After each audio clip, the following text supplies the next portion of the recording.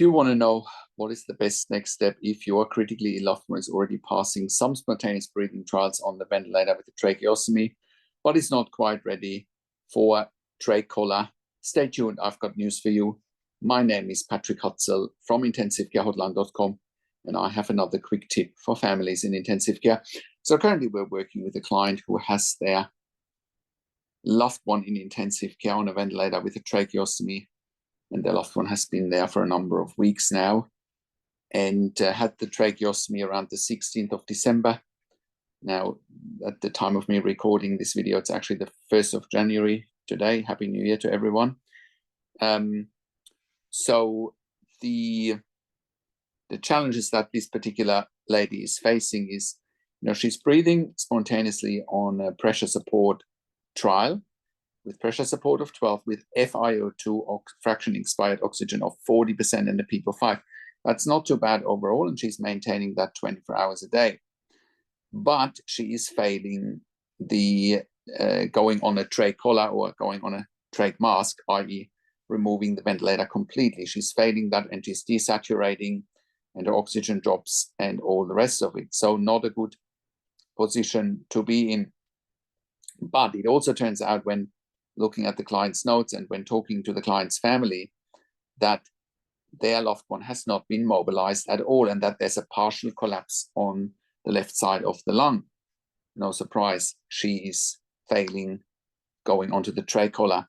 And lo and behold, the pressure support, going from a pressure support of 12, from my experience, to a trach collar, it might just be a little bit too much support.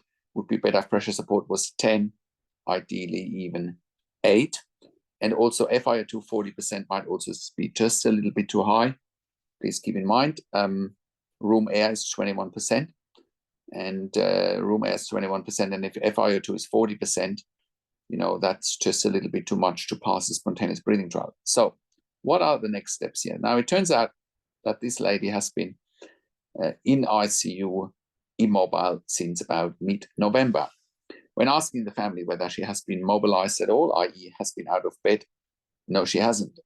Now, I can tell you, I've worked in critical care nursing for 25 years in 3 different countries, where I worked as a nurse manager for over 5 years in intensive care, and where I've been consulting and advocating for families in intensive care since 2013 here at intensivecarehotline.com. And I can very confidently say that we have helped many clients and members to save their loved ones' lives. And you can verify that on our intensivecarehotline.com testimonial section, and you can verify it on our intensivecarehotline.com podcast section, where we have done some client interviews. So coming back to our situation with our client, if someone has been critically ill in intensive care for 6 weeks and has been immobile, deconditioning is a real issue and a real challenge. What that means is, your muscles decondition very quickly. She's been in an induced coma for a long time, and now, even though she's out of the induced coma now, she's still immobile. Okay, she's making very slow progress towards weaning off the ventilator, but in order to take the next steps, she can only really take the next steps if she's being mobilized. Now, I also understand that for some families in intensive care, there's confusion around the terminology when it comes to mobilization. They think, the physiotherapists or the physical therapists are moving legs and arms, and that is mobilization. It's absolutely not. Mobilization means you take a patient on a ventilator, you sit them on the edge of the bed to begin with, maybe initially for 5 minutes, maybe then for 10 minutes, and gradually build up from there until they can sit in a chair. Now, I know that some families who watch this might shake their head in disbelief and think, that's not possible. Well, I can tell you it is absolutely possible. Every good ICU that I worked in, we would have mobilized patients as quickly as possible, right? Absolutely doable, absolutely possible. The only contraindication for not being able to mobilize a ventilated patient in intensive care is if they're unstable, right? Or if they have fractures. Those are really the 2 contraindications. Or if they're on high oxygen levels, high PEEP, yes, there are contraindications, but that is not the case in this situation, right? It is absolutely possible. Don't let anyone persuade you otherwise. What that means is if a patient is mobilized, their breathing muscles strengthen. Common sense. You need to use common sense when you have a loved one in intensive care, right? So as much as the muscles decondition when you're immobile in bed, they will also build up again if you're sitting up in a chair and you're doing some breathing exercises, right? It's very simple, and it's common sense. I have not seen anyone being successfully weaned off a ventilator without being mobilized, without getting out of bed, sitting up on the edge of the bed, doing breathing exercises, then going into a chair. And that might be gradual build-up.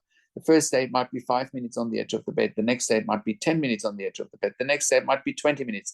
And then you progress into sitting in a chair, right? All the equipment is there, hoisting, lifting machines, hoist the patient, if they're not ready to stand up yet, it's fine. You can work up towards that, but you got to start somewhere.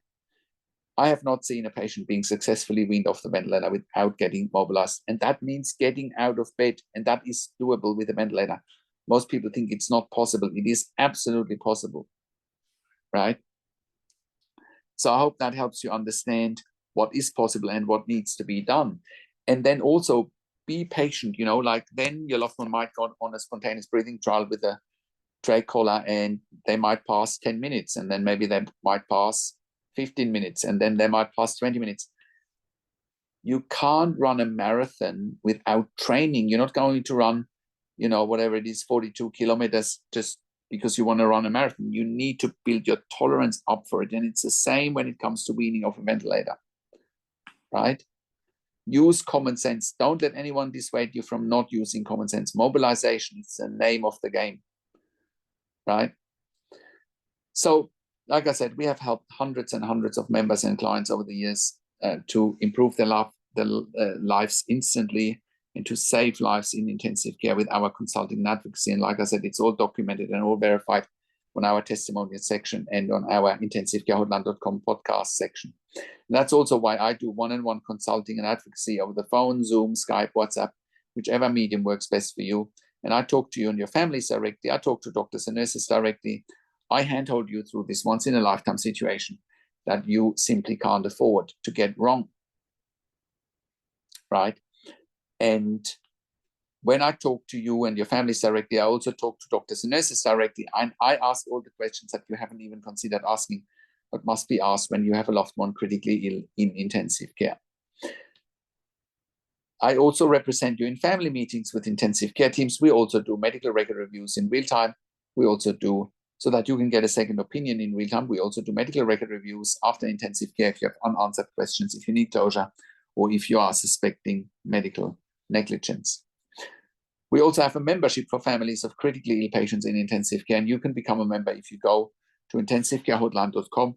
If you click on the membership link, or if you go to intensivecaresupport.org directly in the membership, you have access to me and my team 24 hours a day in the membership area and via email, and we answer all questions intensive care related. In the membership, you also have exclusive access to 21 ebooks and 21 videos that I have personally written and recorded, and all of that will help you to make informed decisions, have peace of mind, control, power, influence, so that your loved one gets best care and treatment always. And all of that you get at intensivecarehotline.com. Call us on one of the numbers on the top of our website, or simply send us an email to support@intensivecarehotline.com with your questions. And if you like my videos, subscribe to my YouTube channel for regular updates for families in intensive care. Click the like button, click the notification bell, share the video with your friends and families, and comment below what you want to see next, what questions and insights you have from this video. I also do a weekly YouTube live where I answer your questions live on a show, and you will get notification for the YouTube live if you are a subscriber to my YouTube channel, or if you are a subscriber to my intensivecarehotline.com email newsletter at intensivecarehotline.com. Thank you so much for watching. This is Patrick Hutzel from intensivecarehotline.com, and I will talk to you in a few days. Take care for now.